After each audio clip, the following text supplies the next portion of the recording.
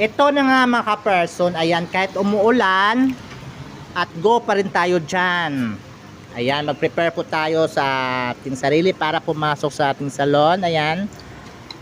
Naglalagay na po ako dyan dito ng sunblock mga ka-person. Ayan.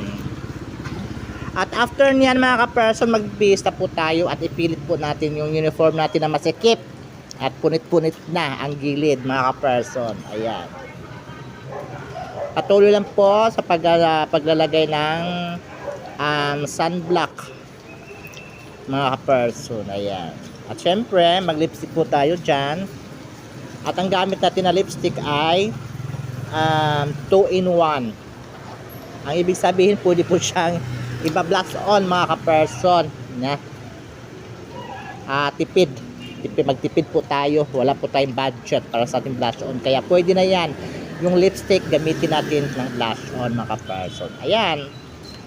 Effect na mga ka-person. Pagkatapos ng mga person, magbibihis na po tayo. Ayan na. Ayan, ipili po natin yung uniform natin na masikip. Ipilitin. Ayan.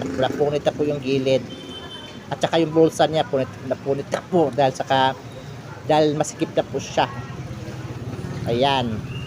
At syempre, bababa na po tayo dyan sa ating apartment at naghantay na yung car natin dyan. Ayan.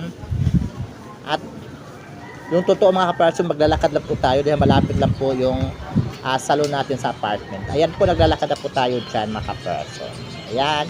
Hanggang dito na lang mga ka-person. Bye-bye. Ingat po lagi kahit umuulan.